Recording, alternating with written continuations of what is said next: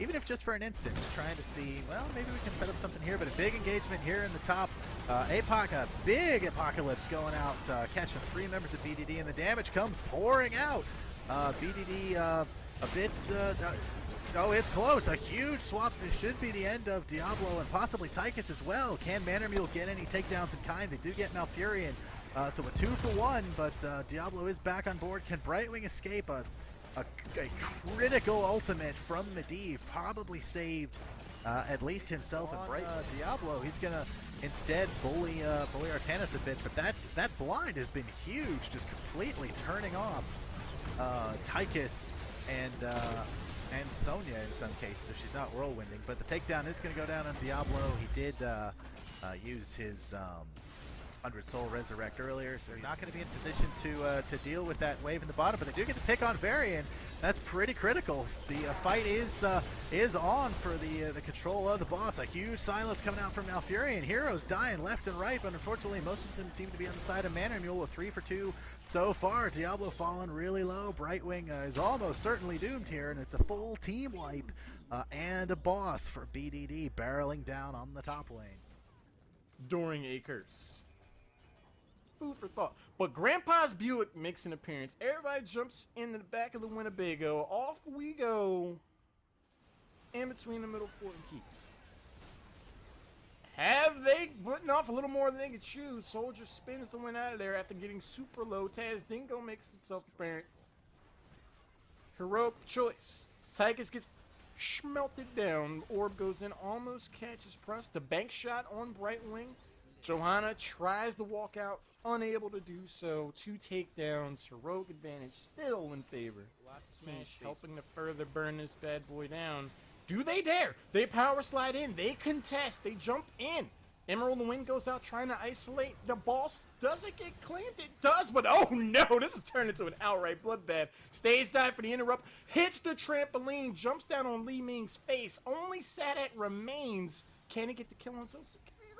Oh, imagine how he felt when that shield goes down on ETC. He's like, well, I'm for sure dead now. 2 temples activate in the middle and top portions in the map. It's a guessing game. These teams are playing footsie right now. Like, we don't want to stick around. We don't want to show up. Zozu goes in, eats the polymorph, the vulnerability. Oh no, ETC slides their way home. The counter engagement on Marvin almost nets the kill. He is able to skate away for now. Darklink chasing down Kalsi Rat. Cleanse goes in. Karazim, oh no, rused again, Monk. Karazim goes down 2 for nothing in favor of Heroes of the Frat, and that's the power of vulnerability. ETC just got cooked. Colossus Smash goes in. Tassadar goes home. The cooldown reset lights up Kael'thas, leaving Sonya as the last remaining member of FTS. Oh yeah, completely caught out. You're right. He's gonna get stunned, taunted, ton of damage coming out on him, but that's not exactly the target that you want to try and focus down with all that health, the swap in. But we are gonna see the Aegis coming down to be able to save him. He'll be able to turn. Ton of damage still going down onto Varian, but he's able to keep himself healed up enough for them to at least be able to turn. It is a 2 for 1 so far, 3 for 1, and the chase is still on as the Federalist is going to try and get in, and the ice block not quite enough to save them. A 4 for 1 exchange here, Plague. They'll give up Varian for that exchange any day of the week. Any day of the week, exactly. That Joe just kept going, like you said. Just you know, would not go down for days. Excellent healing on the side. Meanwhile, the Web Weavers in the top and bottom lane have started to get work done, and the swap out yet again on Gall as he uses those fast feet to try and get out. But he is going to be mosh pitted here. The slide in and mosh pit from Treeform.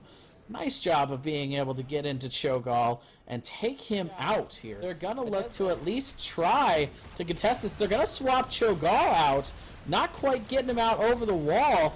The pull back is going to pull him back off of the point there. Very nice play. In. Here it comes. They're coming in hard after this. They have the Artanis kind of mapped out here. The upheaval is going to cancel out the swap, and both he and Vala get completely blown up. That is going to be a free keep in bottom. The final keep. Yeah, Stitches has been dealing a surprising amount of damage. Here's the Gorge yet again to the portal. And Artanis is going to be caught in abject horror. Swapping out, actually, is going to receive the shield and the heal. They get Artanis out of their plague. Here comes the full-in flight from Rev. Has Gust available. Why did they not get aerial with that hook? I'm just back up here. I thought they were at a pretty serious disadvantage at the beginning of this ultra fight, but they did a real nice job of contesting this. Goodness gracious. The expulsion zone to keep Stitches out here. He's going to portal out just the last second after that Medivh shield. And a little bit of poke coming in from Jonicles to be able to interrupt Rev. And the battle continues as we will see the Gorge coming in. He's going to put him in over the wall. And Alarak's going to try and escape out the back. That's not going to work.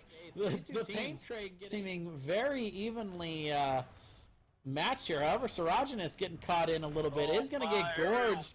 There's the portal. They're going to take her back. The whiff actually on that route, but doesn't matter. Far enough back that there's no way they're going to go ahead and split up here. They're going to send Bellos to try and defend. Zodiac also staying down here, trying to stall out with that Gust, trying to give Lunara the time to get those ticks and a stun onto Frusk there. But it's just barely going to be enough in that stall tactic there as Deathbolts is able to pull this one to push them back, followed up by that shield. But we will see the Sanctification coming out. Bloodlust has been popped. They are looking to go back in. Ouroboros getting very, very low. Lunar is going to have to back out of that situation. And everybody just going in on this. The commitment is real from both of these teams, but all of a sudden Deathbolts decide they don't want any more of this. Johanna goes down, Thrall goes down, Ouroboros in a lot of trouble. Nice route there. Reborn Knights here. Yet again, they're going to send Lunara up to clean up that camp so it doesn't get any work done while this poking is going back and forth.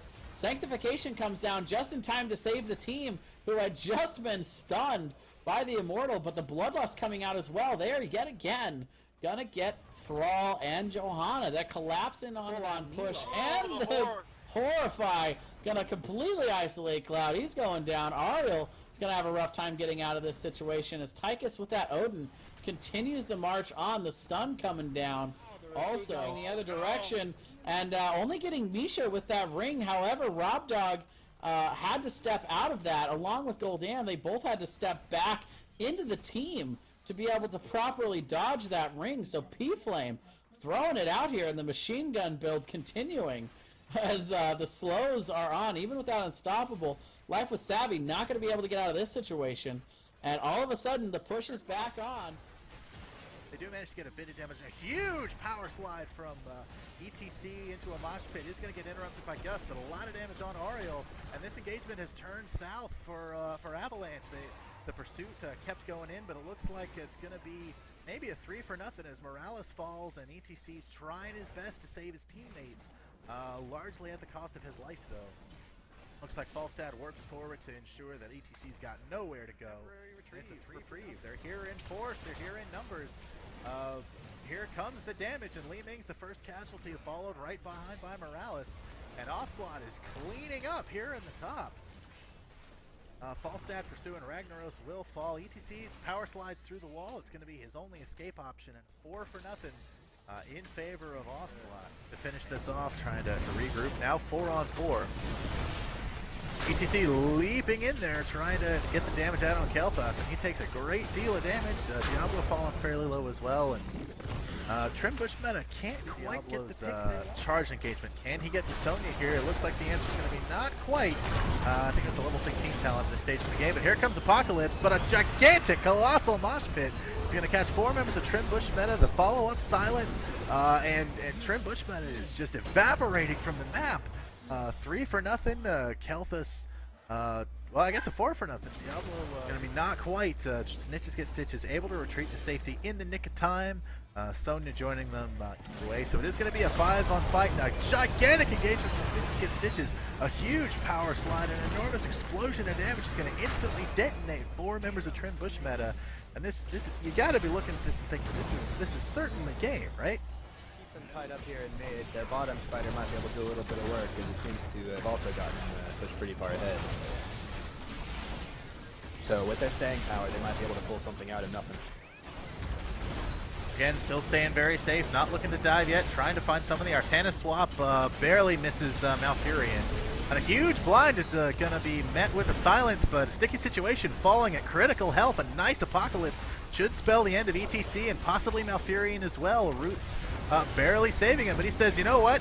I'm here to tempt fate, and I'm going to go in. Kelthus is going to fall. A huge Mighty Gust from Falstad is going to certainly spell the doom for Malfurion this time.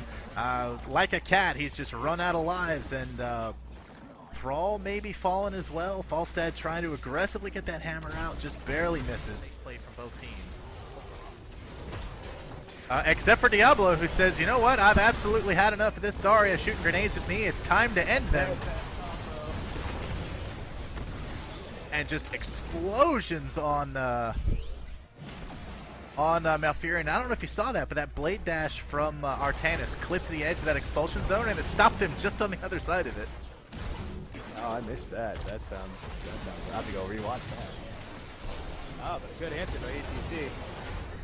And it's hard to remember that your health pool on Falstad isn't big, but an enormous stage dive from ETC, just totally demolishing the back line of Bad Rats World Championship, and it's going to be at least 3 heroes down, all said and done.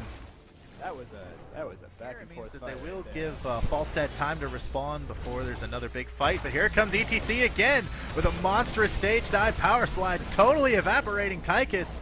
Diablo as well, so a 2 for nothing. Follow-up. A big Starfall coming out. Sanctification going to try to save someone. Tyrande actually does fall, but they're still standing in all of that Starfall damage as Li Ming is dead. Tyrael is going to blow up, but not. Oh, it does secure the kill on Vala. And ETC is still here, and it looks like the Palm is, again, way too early. And Ragnaros might get away from this, as that Kerosene is going to fall as well.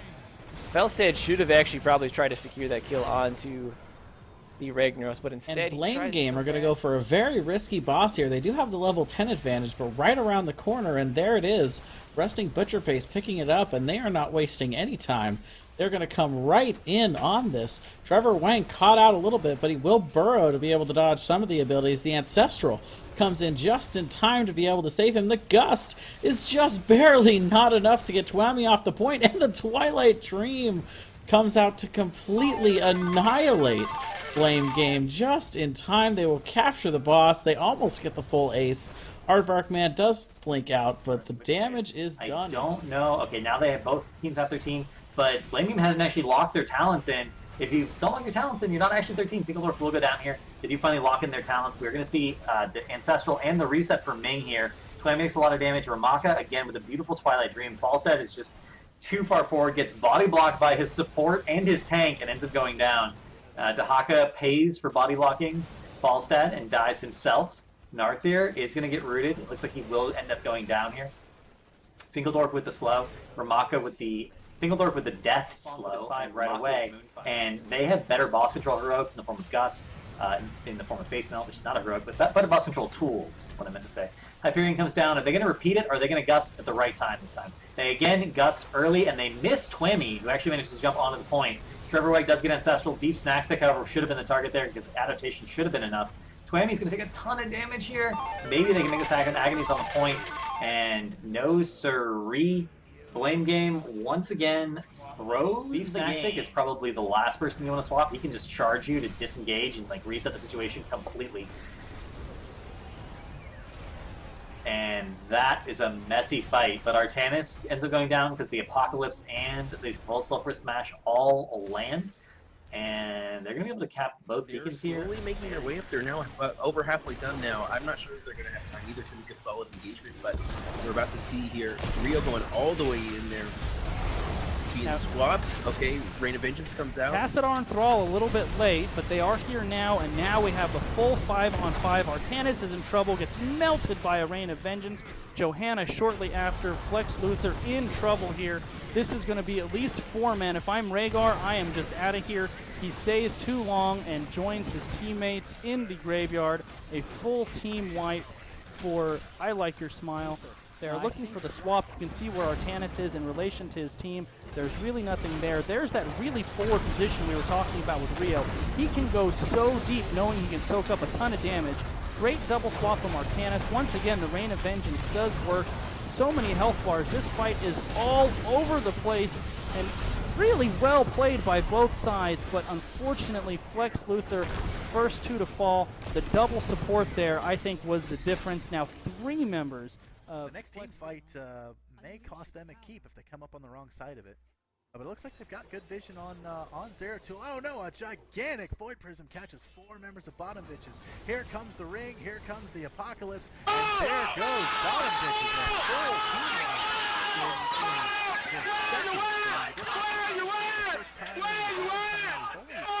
Seconds. Oh my God! Everyone on absolutely destroyed. So that, I mean, that combination's absolutely lethal. It seems like that's, at this stage of the game, that's just an unstoppable force.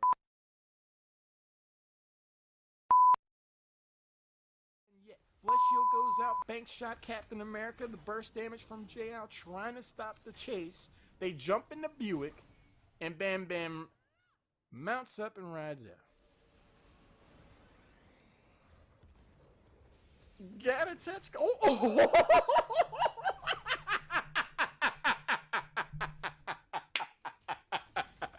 US maps, you might end up paying for that one, buddy, but props to you, my friend. I thought that was over. I was like, all right, this is jumping in Winnebago. They're gonna go down to the tribute, guys. 4th tribute of the game. And then out of nowhere, US maps tips his hat and says, actually, guys. No. You see how, look at this. Thrall does the Uptown Shake before fading away off the first takedown of the game. What was that? Summit at times, so it's pretty much going to be a stalemate. And here we are going to see a major push here in the bottom lane again. And it is going to be silent going down. KT taking a little bit too much harass there. And meanwhile, the chase is on. They are going full on after Diablo. The poison coming out, and Malfurion's heals, you know, they have a hard time. Oh! How did he do it? How did he die? It's the poison damage, man. Oh, you know what it was? It's ridiculous. Alternative to drill. And Illusion Esports doing a nice job of realizing the advantage that they had, and that and nice swap out there on Kosher, but ultimately it does actually look like that's going to get completely annihilated, deleted off the map here, and this is going to be a full court press. Maybe this one Siege Giant is throwing the game. He's getting completely distracted, focusing that middle keep instead of where he's supposed to be firing. And actually, hard engage from Leoric. Juice and Rio catching Gul'dan. There's the Earthquake. There's the Entomb. Gul'dan very low. Slowing basic attacks from Tassadar will almost keep him in, and he is going to get away. And Juice is swapped into the wall, but Artanis might have gone too far. Rain of Vengeance on top of him, and there he goes. That swap was just one town too far away. His team was, other than a little bit of a hiccup mid-game, absolutely controlled Game 1 in our benefit.